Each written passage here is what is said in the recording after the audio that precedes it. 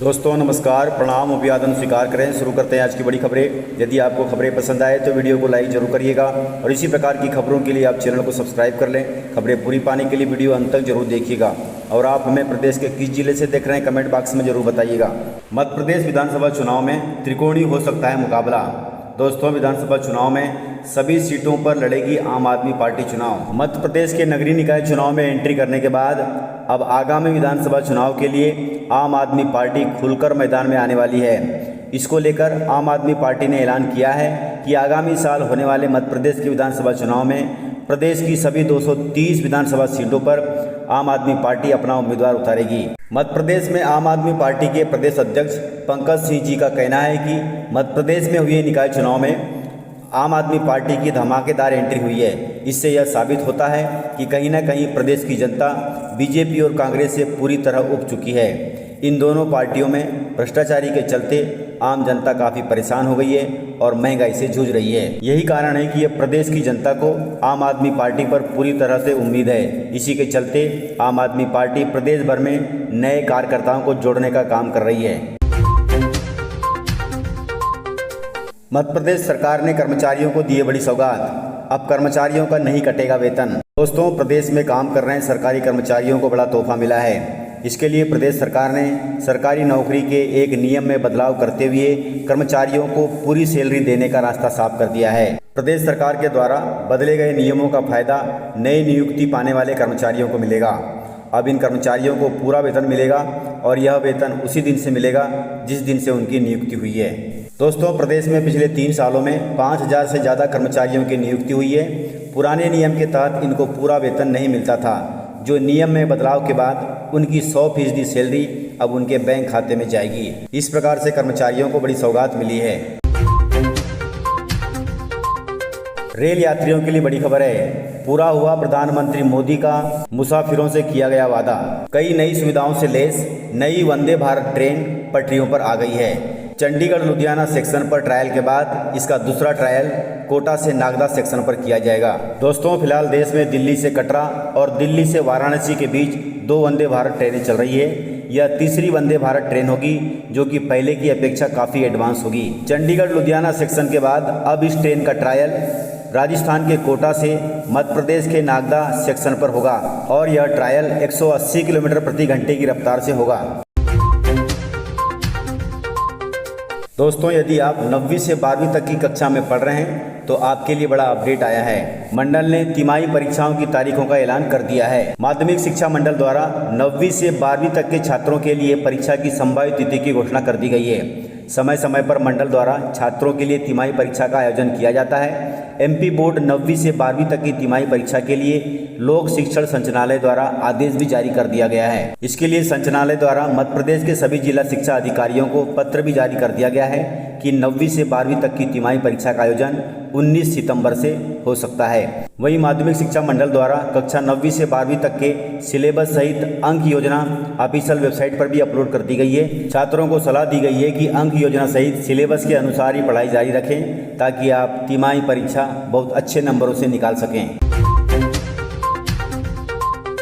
किसानों के लिए राहत की खबर है। टारगेट से अधिक क्रेडिट कार्ड बनाकर मोदी सरकार ने बनाया है रिकॉर्ड, जिससे किसानों को मिलेगा बड़ा फायदा। दोस्तों, अभी तक देश में 327 लाख नए केसीसी मंजूर हुए हैं। इन केसीसी कार्ड धारकों को लोन के रूप में मिलेगी 3,72,537 लाख करोड़ रुपए की रकम।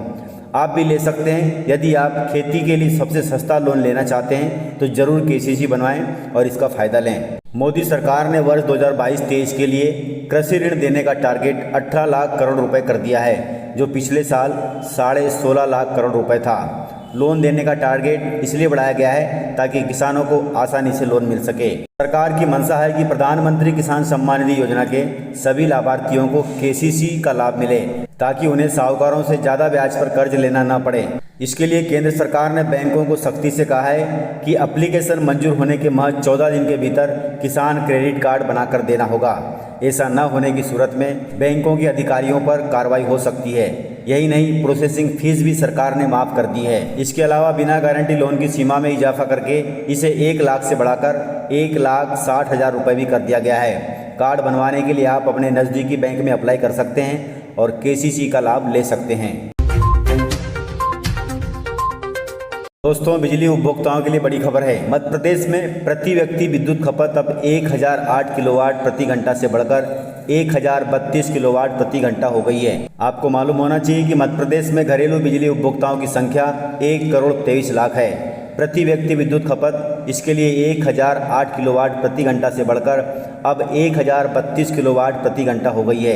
वहीं मध्य प्रदेश की उपलब्ध उत्पादन क्षमता वर्ष 2021-22 में बढ़कर 21,615 मेगावाट हो गई है, जो कि बिजली उपभोक्ताओं के लिए एक सरप्लस है। पूरे देश में महंगाई की मार से आमजन परेशान है।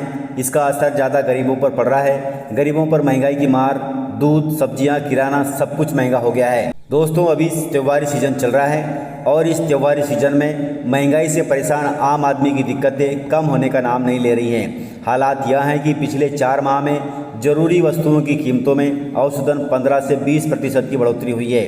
वहीं गेहूं की कीमतें अपने उच्चतम स्तर पर है, तो दाल चावल की कीमतों में भी लगातार बढ़ोतरी हो रही है। इस महंगाई की मार से दूध और दूध से बने उत्पाद भी अछूते नहीं हैं। सामान्यतः वर्षा काल में दूध के भाव कम होते हैं, लेकिन इस बार ऐसा नहीं हुआ।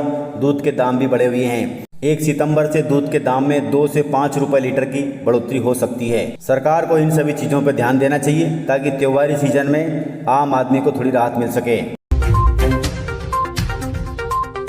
राज्य शासन ने बिजली उपभोक्ताओं को दी है 134 करोड़ रुपए की सब्सिडी। 1 रुपये यूनिट बिजली के लिए शासन ने 134 करोड़ रुपए की बिजली उपभोक्ताओं को सब्सिडी दी है, जिससे बिजली उपभोक्ताओं को बड़ी राहत मिली है। मध्य प्रदेश विद्युत वितरण कंपनी इंदिरा गृह ज्योति योजना का प्रभावी क्रियान्वयन कर हर माह लाखों पात्र उपभोक्ताओं को बिजली बिल में राहत प्रदान कर रही है। राहत के तहत प्रदेश के मालवा और निमाड़ के सभी 15 जिलों में पिछले 1 माह के दौरान बिलों में 30,13,000 बिजली उपभोक्ताओं को 1 रुपये यूनिट की दर से बिजली उपलब्ध कराई गई है, जिससे इन उपभोक्ताओं को 134 करोड़ 63 लाख रुपए की सब्सिडी मिली है। इस प्रकार से विद्युत वितरण कंपनियां प्रदेश के सभी जिलों में सभी बिजली उपभोक्ताओं को सब्सिडी के रूप में राहत प्रदान करती है।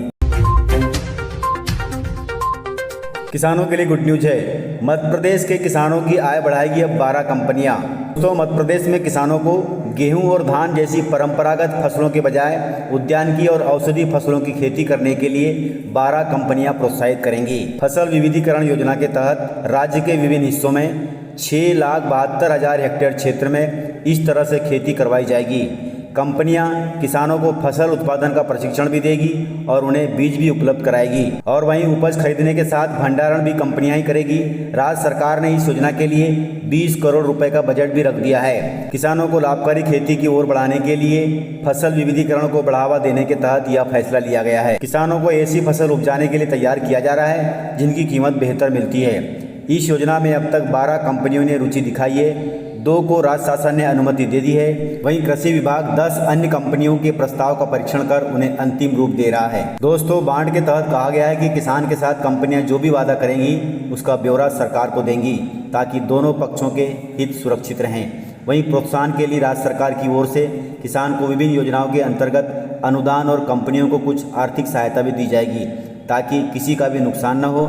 इस प्रकार से किसानों के लिए सरकार का यह प्रयास किसानों को लाभ देगा। तो इस प्रकार से जानकारियां थी। यदि आपको जानकारियां पसंद आई हो तो वीडियो को लाइक जरूर करिएगा। तो मिलते हैं सर इसी प्रकार की खबरों के साथ अगले वीडियो में। तब तक के लिए जय हिंद।